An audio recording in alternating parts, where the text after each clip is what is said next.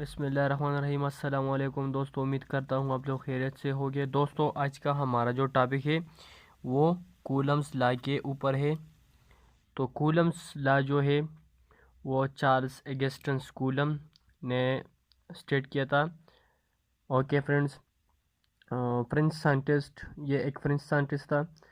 Coulomb's इन 1785 और 17 studies the forces of attraction and repulsions between point charge, point stationary charge using an Aperdescal's torsion balance, and carried out a series of experiments. But Coulomb expressed his experimental data in the form of statement called Coulomb law. Okay friends, तो जो Coulomb's law है इसकी statement क्या है, हम आते हैं अब इसकी स्टेटमेंट पर। तो इसकी जो स्टेटमेंट है, द फोर्स ऑफ अट्रैक्शन और repulsion between two point charge is directly proportional to the product of the charge and inversely proportional to the square of the distance between them. Okay, the force of attraction, charge इसने क्या लिया, इसने एक two charge को लिया। Okay, he take two charge, these are the two charge, it is q1 or it is q2. So according to Coulomb's law, the forces of attraction between these two charge is directly proportional to the product of the magnitude of the charge. Mean इसकी magnitude कितनी है और इस तरह इसकी जो magnitude है वो कितनी है इसके प्रोडक्ट के। Okay, the force of attraction between two point charge is directly proportional to the product of magnitude of the charge. Charge के मैग्नीट्यूड के अगर हम प्रोडक्ट ले तो ये जो फोर्स होगी वो इसको डायरेक्टली प्रोपोर्शनल होगी।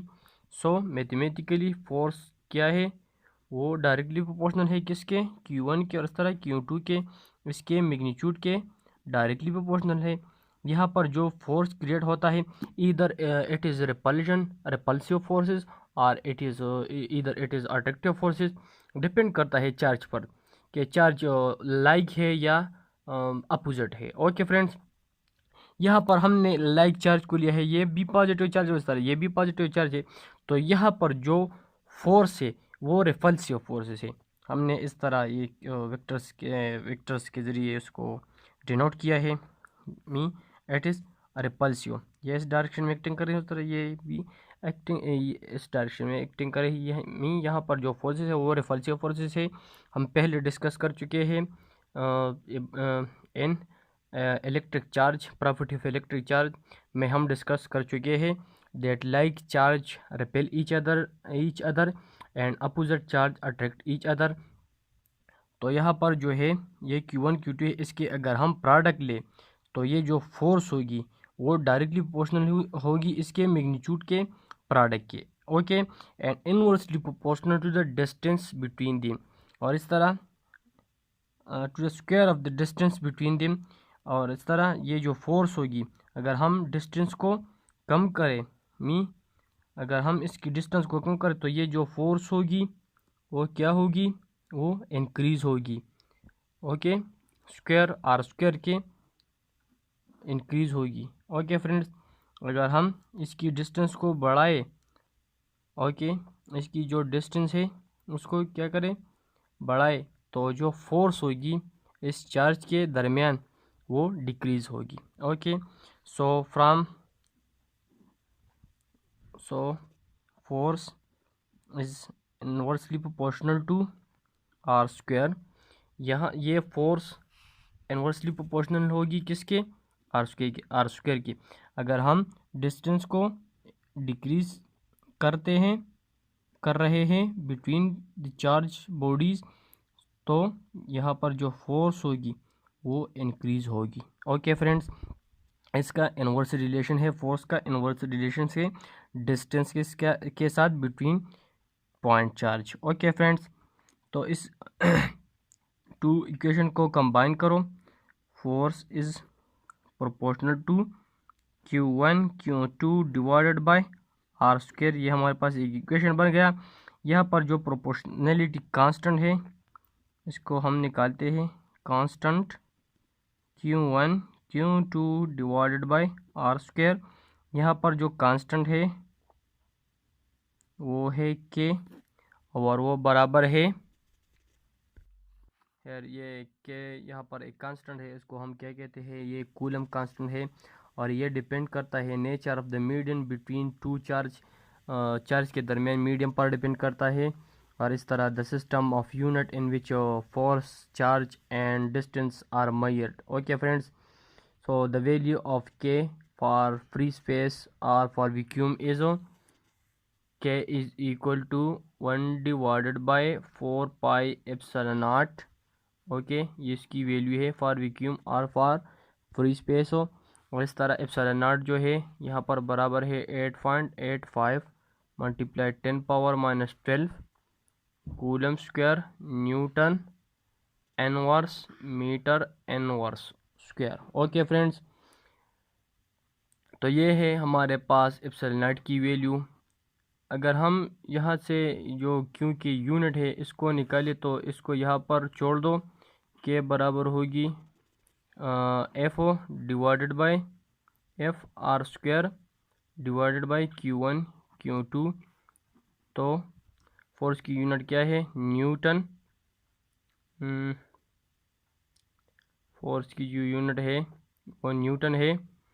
इस तरह ये डिस्टेंस है metre square divide by Q square. So K is equal to newton metre square coulomb inverse square, ये के की यूनिट है। Okay friends, so by putting the value of pi which is equal to 3.14 and epsilon not 8.85 multiply 10 power minus 12 coulomb square newton metre inverse square, we can calculate the value of K which is equal to 9 multiplied by 10 power 9 Newton meter square coulomb inverse square. These are the value of K, coulomb constant. We use it in numerical questions, in numerical problems. Okay, so for vacuum or for free space, the force is equal to 1 divided by 4 pi epsilon naught Q1 Q2 divided by r square. These are the equation of the forces between 2 point charges which are in vacuum or in free space. यहाँ पर एक word use होता है point charge, इसको मैं clear करता हूँ। Point charge, यहाँ पर 2 चार्जेस है हमारे पास, ये इसकी साइज़ इस तरह है, उस तरह ये इसकी साइज़ है पॉइंट चार्ज, ये चार्जेस है Q1 और इस तरह ये Q2 है, ये इसकी साइज़ है इस Q2 के यह था ये और ये Q1 की। अगर ये जो चार्ज की साइज़ है वो डिस्टेंस से बहुत ज़्यादा कम हो, यहाँ पर जो डिस्टेंस है between the charge are very large as compare to the size of the charge, so इसको हम कहते हैं point charge. This two bodies are called point charge, this two charge are called point charge.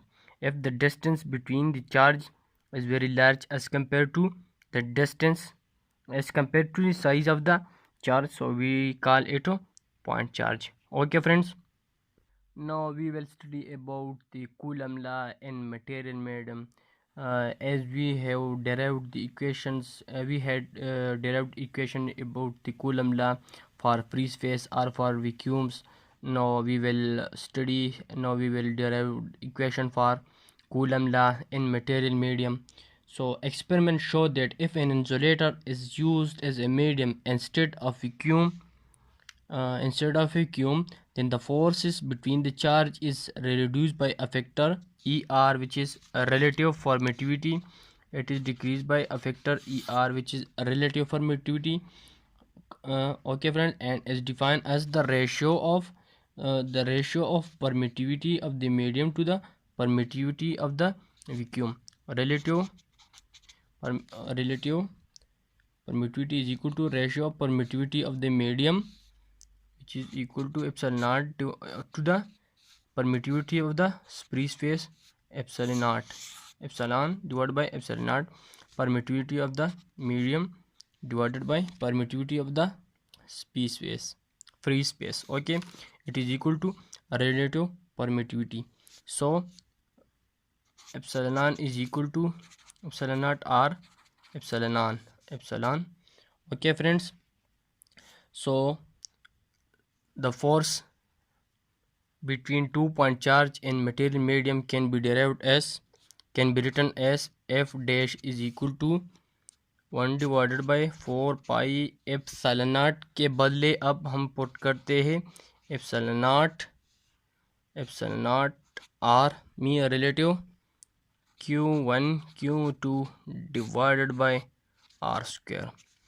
ये जो था epsilon naught, सो epsilon के बदले हमने पुट किया इक्वेशन में, एप्सिलॉन नॉट के बदले हमने पुट किया ये वैल्यू. सो ये बन गया F dash is equal to 1 divide by 4 pi epsilon naught R Q1 Q2 divide by R square.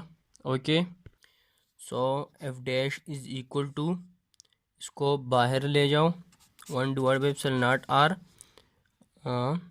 1 divided by 4 pi epsilon not Q1 Q2 divided by R square. Okay friends, तो ये बराबर है किसके, F के, हम जानते हैं. तो इसको पुट करो, F is equal to F dash is equal to F divided by E R epsilon naught R. So these are the equation for the equation of Coulomb's law in material medium. If we use a material between the charge and place of vacuum or free space, then the forces of attraction between these two charge is affected. These attraction between the charge is reduced by a factor ER. Mean यहाँ पर जो force थी vacuum में जो force थी F, वो अब अगर ई आर पर डिवाइड करें तो ये बराबर होगी एफ डैश के, और एफ डैश यहाँ पर जो है ये फोर्स है उस मीडियम में. ओके फ्रेंड्स, मी फ्री स्पेस पर फोर्स चेंज होगी इन मटेरियल. अगर हम एक सिचुएशन में फ्री स्पेस को यूज़ करें और इस तरह अगर दूसरा सिचुएशन ले और इसमें मटेरियल को यूज़ करें, एनी मटेरियल को यूज़ करें, तो जो फोर्स होगी वो डिक्रीज़ होगी in between the material medium as compare to the free space which had we used the free space between the medium. So these are the equation for the material medium, Coulomb law in material medium. Okay friends, अब इसकी unit क्या है, unit of charge की unit क्या है, हम थोड़ा discuss करते हैं. चार्ज की जो यूनिट है वो कूलम है. कूलम क्या है, the quantity of charge that flow across any cross section of a wire in 1 second when there is a steady current of 1 ampere, then it is called 1 coulomb. Q बराबर है I T के. Okay, इस तरह ये Coulomb's की definition है. The quantity of charge that flow through any cross section of a wire in 1 second when there is a steady current of 1 ampere. Okay friends, अब इसकी जो स्मॉल यूनिट्स है वो माइक्रो कूलम्स भी है, 10⁻⁶ के बराबर है.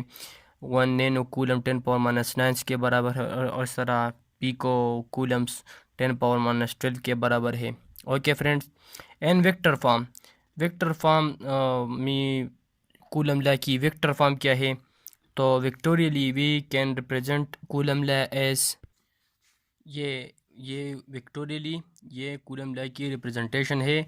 F is equal to 1 divide 4 epsilon not Q1 Q2 divide by R square.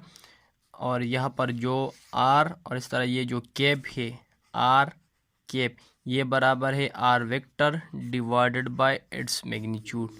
ये बराबर है आर कैप जो है ये बराबर है R vector divided by R मी इट्स की मैग्नीट्यूड. तो एफ इज इक्वल टू, हम इसको इस तरह भी लिख सकते हैं, 1/4 pi epsilon not Q1 Q2 divided by R square, and cap के बदले इसको पुट करो तो R vector divided by R. So F is equal to 1/4 pi epsilon not Q1 Q2 divided by R square, R square multiply by R, तो are square multiply by R हो जाएगा are cube. सो ये हो जाएगा, ये बन जाएगा are cube, और इस तरह ये R vector. So these are the another equation representation of mathematical form of Coulomb's law. It is the vectorial form of Coulomb's law. Okay, so friend, ये थी हमारी topic about Coulomb's law in free space or in vacuum, and Coulomb's law in material mediums and its units. So friends, तो अगर आपको हमारी video अच्छी लगी तो प्लीज़ इसको लाइक, सब्सक्राइब और शेयर ज़रूर कीजिएगा। थैंक्स।